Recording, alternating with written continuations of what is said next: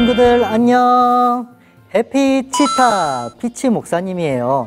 안녕하세요, 목사님. 오늘도 성경에 나와 있는 믿음의 친구들을 통해 하나님의 말씀을 듣는 귀중한 시간 되기를 바라요. 네. 친구들은 숨바꼭질을 해본 적이 있나요? 그럼 숨바꼭질에서 가장 중요한 게 뭐죠? 맞아요. 술래에게 들키지 않기 위해 꼭꼭 숨어 있는 게 가장 중요해요. 그런데 친구들, 매일매일을 누군가에게 잡히지 않기 위해서 꼭꼭 숨어 있어야 한다면 어떨까요? 게다가 만약 잡히면 목숨을 잃게 될지도 모른다면요? 놀이로 하는 숨바꼭질은 정말 신나고 재미있지만 만약 매일을 숨어 있어야 한다면 정말 힘들고 괴로울 거예요.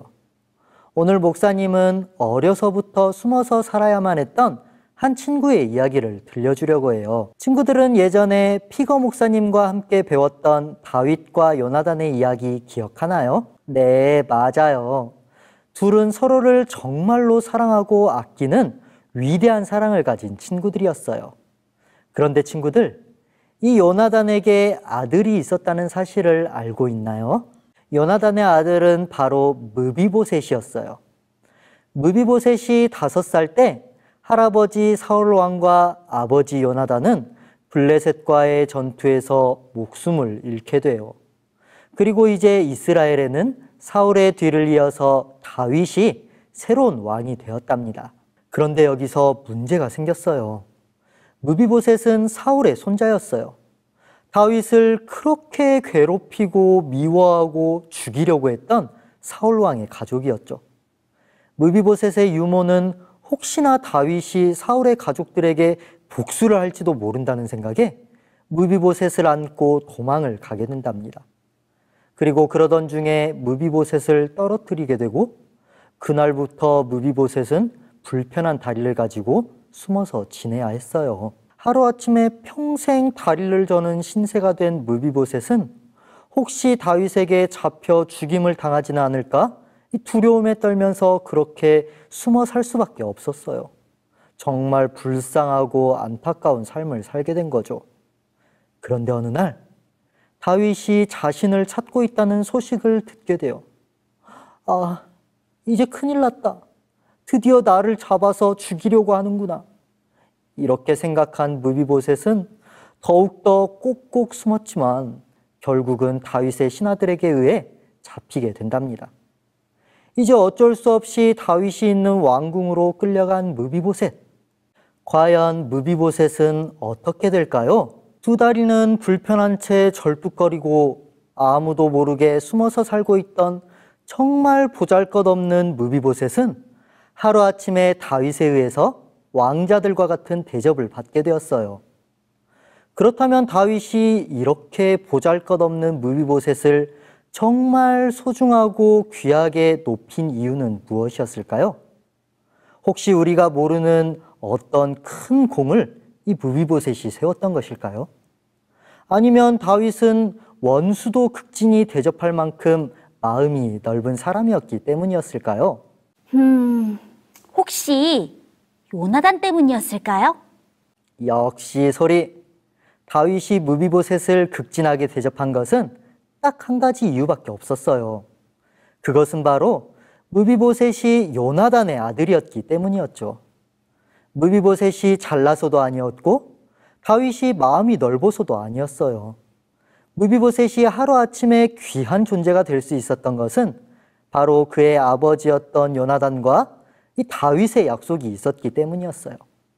어떤 약속이었는지 우리 함께 사무엘상 20장 14절에서 15절을 함께 읽어볼까요? 시작!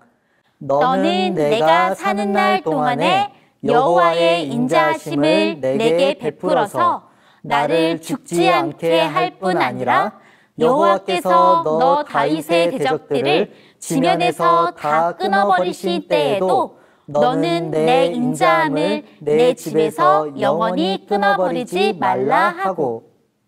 요나단과 다윗은 이렇게 약속해요. 비록 나의 아버지와 다윗 네가 원수지만 우리는 서로를 사랑하고 해치지 말자.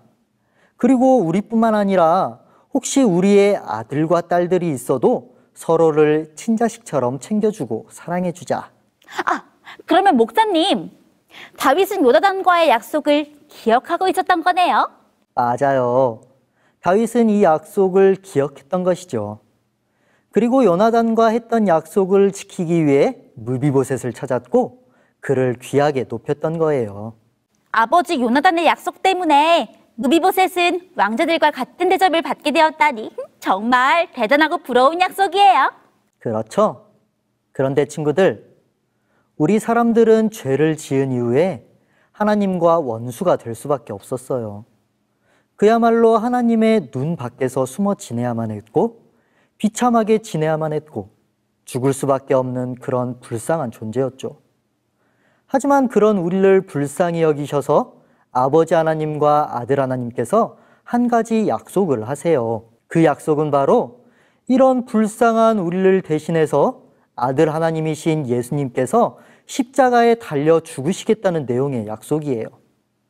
이 약속이 있었기 때문에 우리는 하나님을 다시 아버지라 부를 수 있고요. 하나님께 예수님의 이름으로 기도할 수 있고요. 이 약속으로 우리는 하나님 앞에서 정말 귀한 존재가 될 수 있었어요. 우리가 잘났기 때문일까요? 우리가 특별하기 때문일까요? 아니에요. 우리에게는 바로 약속이 있기 때문이에요. 하나님과 예수님의 약속으로 우리는 특별해졌다. 하나님과 예수님의 약속으로 죄인인 우리가 이런 특권을 누리게 된 거라니 정말 감사한 약속이에요. 우리가 이 약속을 믿기만 한다면 우리의 모든 고통과 슬픔은 기쁨과 즐거움으로 바뀌게 된답니다. 정말 신나지 않나요? 자신의 목숨을 버리고서라도 우리를 귀하게 여기고 싶어 하시는 예수님이라니. 그리고 직접 아들을 우리에게 주실 만큼 우리를 정말 사랑하시는 하나님이라니. 너무너무 감사하고 감격스럽지 않나요? 네, 맞아요. 우리를 이렇게 아끼고 돌봐주시는 그 사랑이 있어서 정말 행복해요. 목사님도 그렇답니다. 우리 친구들, 이런 하나님의 사랑이 우리 친구들의 마음에 꼭 새겨지기를 간절히 바라요. 그리고 이 약속이 그냥 성경에 나와 있는 한 이야기가 아니라 실제로 우리의 마음에 살아 움직이고 우리 친구들의 마음을 변화시키는 그런 약속이 되길 바라면서 오늘 말씀 마치도록 할게요. 안녕! 사랑의 하나님 아버지, 사랑의 하나님 아버지, 우리가 아직 죄인 되었을 때에 우리를 사랑하시고 우리를 사랑하시고 우리를 위해 약속하시고 구원하여 주시니 감사합니다. 우리에게 주신 특별한 약속을 소중히 여기고 그 약속의 사랑이 우리 마음에 역사하게 도와주세요. 우리를 사랑하시는 예수님 이름으로 기도합니다. 아멘.